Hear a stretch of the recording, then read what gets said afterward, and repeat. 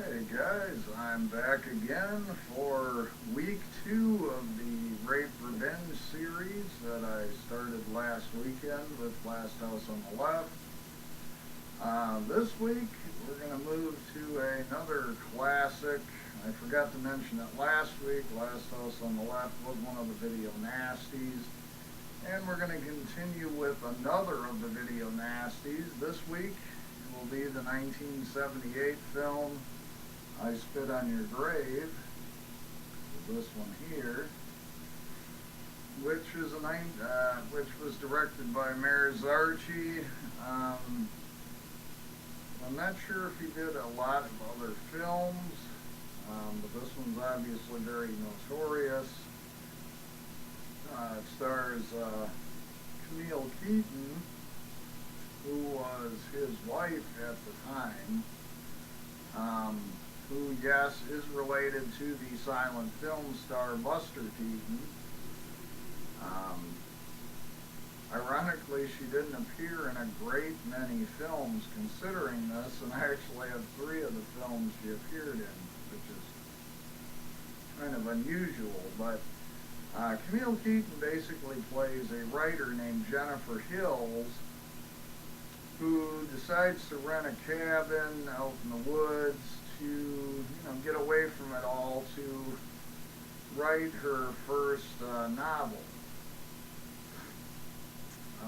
So the story opens, she's in her car driving out of the big city, and she stops off when she gets to this little kind of hillbilly town. She stops off at a gas station to fill up her car. And there's these 4 local guys at the gas station. And they're all kind of, being a little nosy, being a little snooping around. 3 of the guys are just kind of, redneck hillbilly sorts. And the 4th character, is a little bit slow, is a little bit mentally handicapped. And so she gets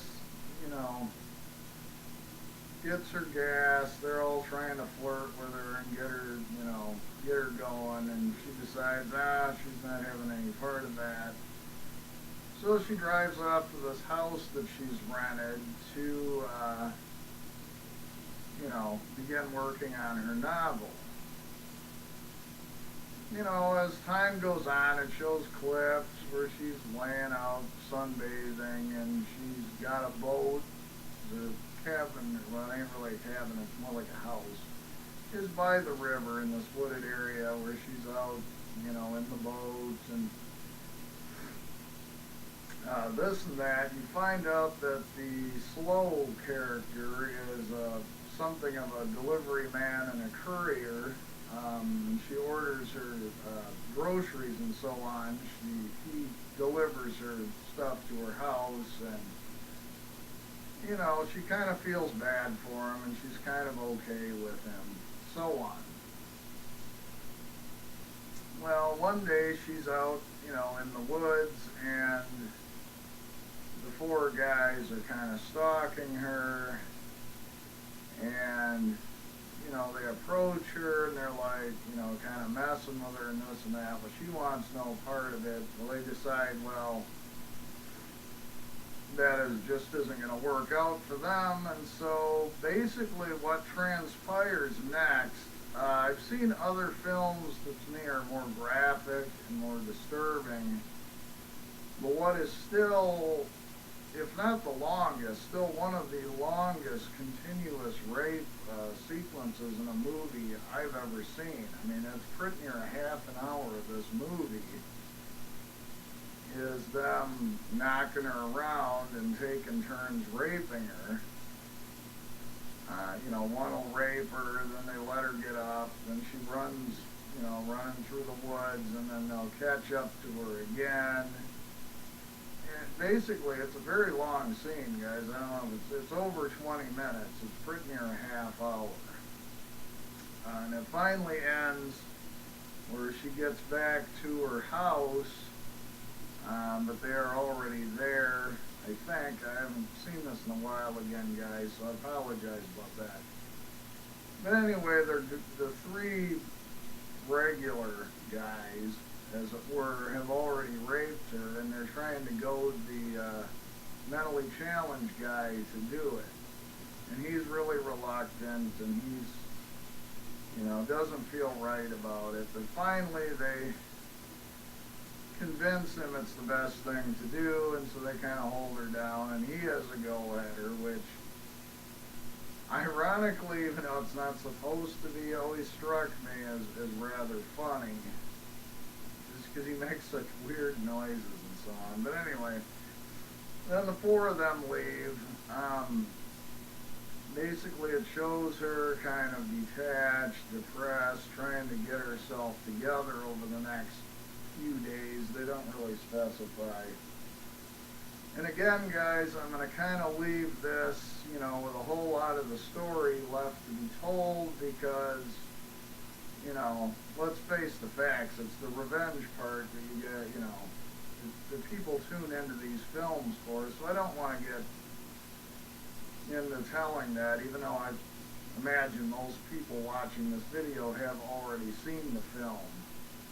But essentially, Jennifer does indeed, throughout the course of the rest of the film, get her revenge on the four rapists. And one scene in particular is a pretty standout scene. Let's just say it involves a knife, a bath, and a bathtub. And I won't go any further than that, guys. You'll have to tune in and watch the movie. It's a classic, and everybody, if you haven't seen it already, you really should go ahead and see it. An interesting side note on this film, it might be the only one I've ever seen that's like this, outside of the ambient noises, whether it's the conversation or birds chirping or something going on in the woods, or, obviously the noises going on during the rapes and so on. There is no actual score.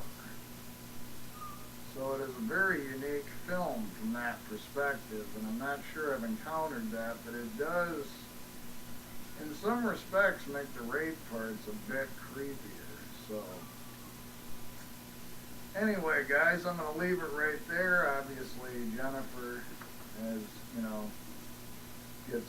goes after these four guys, obviously, and, to enact her revenge in some pretty nasty ways. And that's about it, guys. It's not a terribly long film. It's, and if you take the really long rape scene into account, it's probably only about an hour-long film besides.